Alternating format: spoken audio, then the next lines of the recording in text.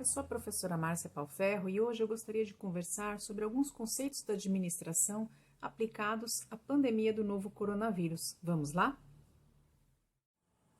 Primeiro ponto: por que o novo coronavírus, cujo nome técnico é SARS-CoV-2 e foi descoberto na China no final de 2019, se tornou um problema de saúde pública?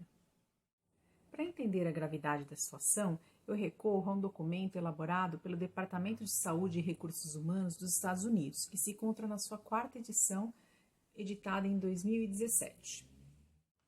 Para definir a gravidade de uma situação, esse plano de influenza pandêmica ele propõe duas dimensões de análise, que são a transmissibilidade, que pode ser medida, por exemplo, pela taxa de procura aos prontos-socorros para tratamento de síndromes gripais, e a gravidade clínica da situação, que seria, por exemplo, medida pelo número de internações e o número de mortos.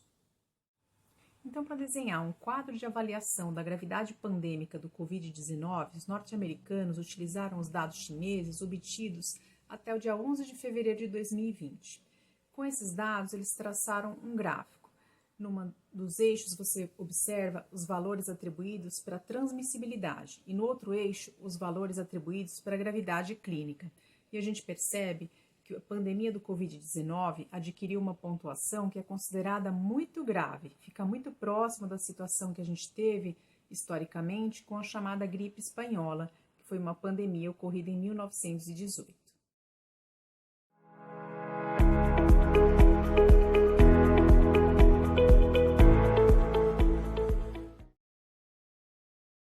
E, finalmente, o que torna o SARS-CoV-2 uma preocupação grande na área de saúde pública é o fato de que, além da doença ser grave, ele foi se espalhando rapidamente pelo mundo. Ele iniciou no final do ano passado como um surto em uma cidade chinesa, rapidamente ele se tornou uma epidemia dentro da China e, futuramente, em pouco tempo, ele se espalhou por vários países do mundo, dando origem ao que a gente chama de pandemia.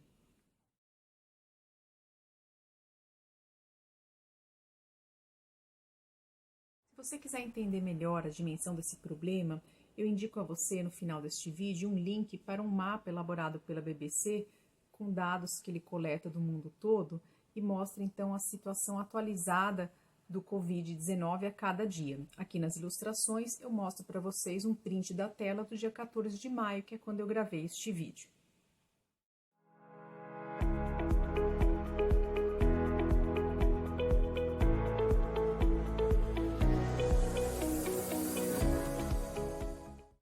Você pode observar nos prints da tela que eu anexei aqui no vídeo, nesse mapa elaborado pela BBC, que até o dia 14 de maio nós já tínhamos mais de 4 milhões de casos notificados de Covid-19 e estávamos caminhando para 300 mil mortos.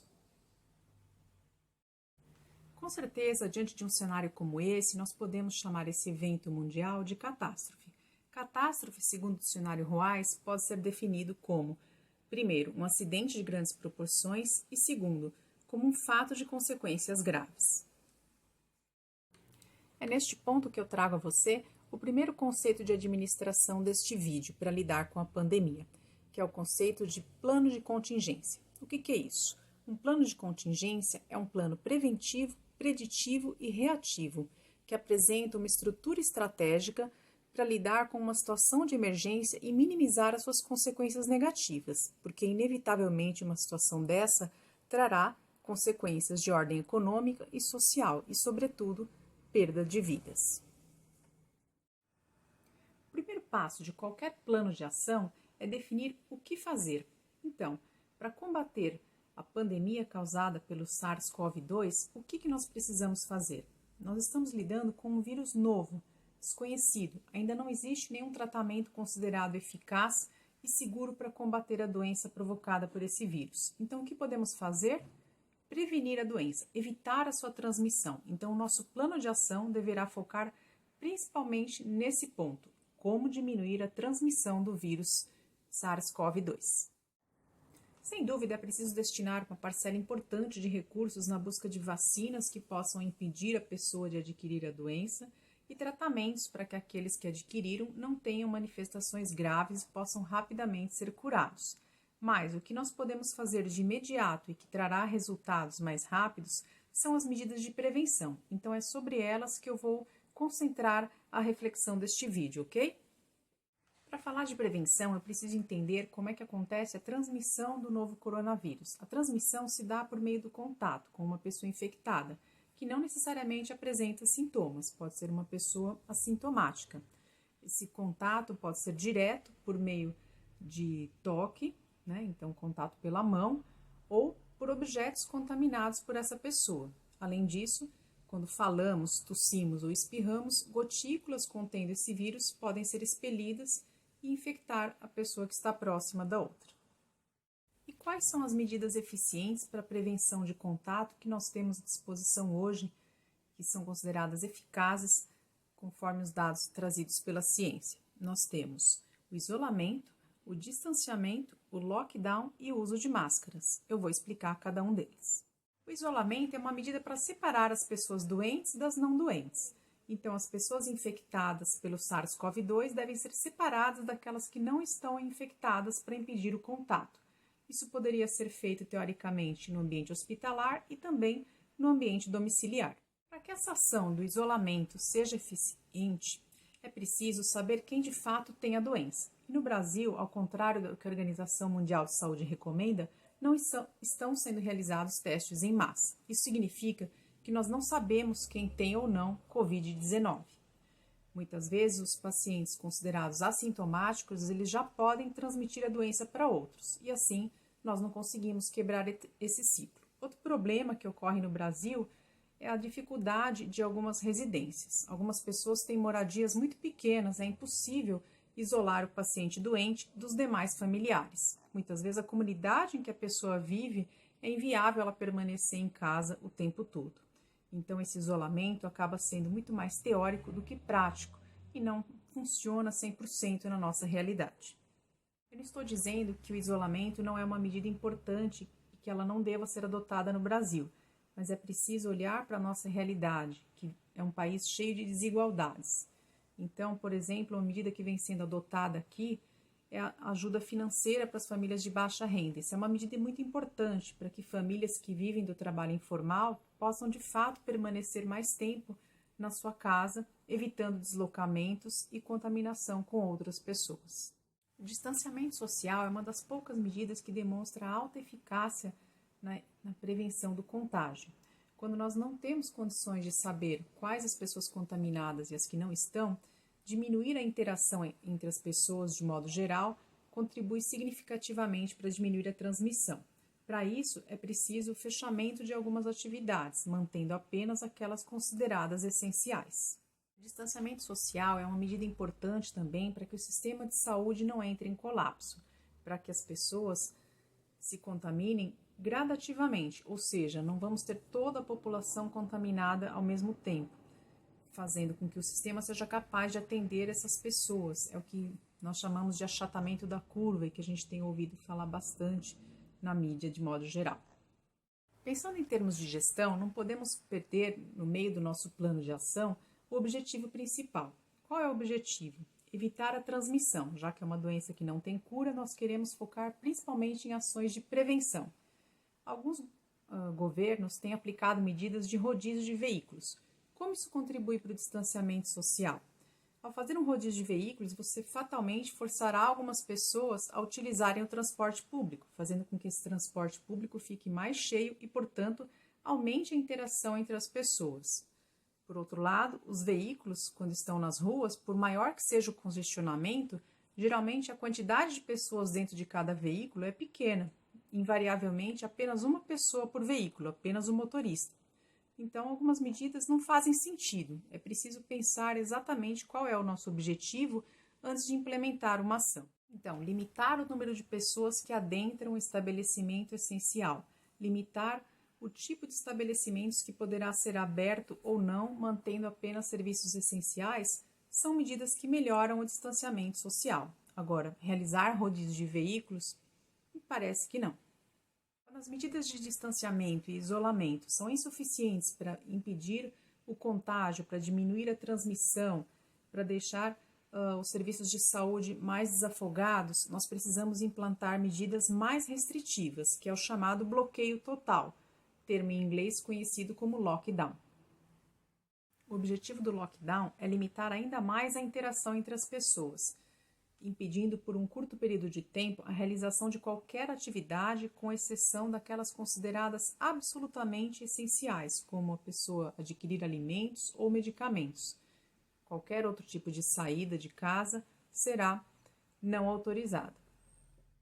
O lockdown pode ser implantado numa comunidade, numa cidade ou numa região. Durante a sua vigência, ninguém tem autorização para entrar ou sair daquele perímetro isolado.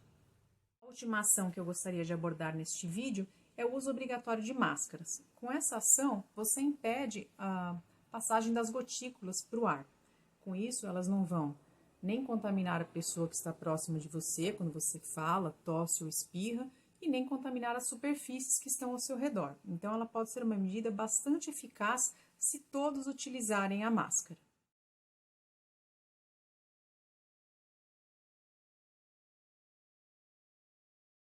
Existem vários estudos comprovando que mesmo uma máscara caseira, produzida com tecido de algodão, de preferência 2 camadas de algodão, ela é bastante eficaz para a prevenção da transmissão, associada, é claro, com outras medidas de distanciamento e higienização das mãos. Porém, ela demorou muito para ser implantada no nosso meio. E para que ela seja eficaz, é preciso também que haja uma fiscalização. Infelizmente, algumas pessoas vão ter um maior ou menor comprometimento com o bem comum. E para isso é preciso ações do Estado para realmente obrigar as pessoas a utilizarem essa máscara, passando então a aplicar advertências e talvez até multas para que realmente todos se comprometam na prevenção da transmissão. Sobre as máscaras, no final do vídeo também vou indicar alguns links onde vocês poderão obter instruções mais detalhadas para como fazer a sua máscara e como utilizá-la da forma correta, tá ok? Bom, então, do ponto de vista da administração, eu falei para vocês de plano de ação, dos objetivos, que no caso seria a prevenção, algumas possíveis ações que podem ser implementadas para atingir esse objetivo e como é que eu controlo tudo isso, como é que eu gerencio para saber se as minhas ações estão dando resultado ou não, se eu preciso implementar ações mais restritivas, se eu posso pensar em flexibilização, o que eu faço? Para isso, apresento uma importante regra da administração. Só podemos gerenciar aquilo que podemos medir. Essa frase foi atribuída a Peter Drucker, mas ela foi amplamente difundida por William Edwards Deming, que são 2 importantes consultores da administração do século XX. Para isso, eu vou precisar de indicadores, mas não podem ser quaisquer indicadores. Tem que ser indicadores relevantes, que realmente interferem no resultado desejado, que no caso é a prevenção da doença. Dentre os indicadores relevantes, nós temos os indicadores-chave de desempenho, mais conhecidos pelo termo original em inglês, Key Performance Indicators, ou pela sua sigla, KPI. KPI é um indicador com metas, ou seja, aquele que você deve aferir com maior frequência para garantir que as suas ações estão realmente conduzindo ou não ao resultado desejado. Para alguns indicadores relevantes que foram escolhidos, poderemos estabelecer gatilhos, ou seja, valores que, uma vez atingidos, desencadearão ações de controle. Gatilho que vai me mostrar, por exemplo, em que momento eu posso fazer uma flexibilização das medidas de distanciamento e isolamento social, ou se há necessidade de adotar medidas mais restritivas, como, por exemplo, implementando lockdown em algumas regiões. O problema é que nós estamos lidando com um cenário de incerteza. Não se esqueçam que estamos lidando com um novo vírus, ou seja, não existem dados históricos suficientes, não existem situações totalmente conhecidas. Então, essas metas, esses gatilhos, não são totalmente conhecidos. Estamos lidando aqui com um cenário de grande incerteza, que vai requerer tentativa e erro, revendo constantemente as metas, os gatilhos e até os indicadores. Ainda que seja um cenário de elevado grau de incerteza, podemos fazer uso de mais uma ferramenta da administração, que é o PDCA. Esse ciclo foi introduzido por Walter Sheward e foi amplamente difundido por William Edwards Deming. A sigla PDCA vem dos termos Plan, Do, Check e Act. Em outras palavras, o plano de ação requer inicialmente um planejamento, colocá-lo em execução, em ação, monitoramento através desses indicadores que eu exemplifiquei para vocês e, finalmente, a ação que implica em corrigir, manter ou modificar o meu plano conforme os resultados obtidos. Para encerrar, eu quero dizer que num cenário como esse, em que não é possível esperar alcançar o nível de informações desejado sobre o problema com o qual estamos lidando, não resta ao gestor outra coisa senão abraçar as incertezas e mobilizar esforços para superá-las. É preciso, acima de tudo, agir com transparência. Aliás, a falta de transparência, ela só contribui para fomentar o medo e a não adesão às medidas propostas, principalmente aquelas ações que dependem de esforços individuais. É preciso compartilhar as incertezas, extrair as lições aprendidas daquelas ações que não deram certo e fazer o melhor uso possível de cada nova informação trazida pelos estudos em andamento. Se você gostou deste vídeo, não deixe de dar o seu like, aproveite e inscreva-se no nosso canal. Até uma próxima oportunidade.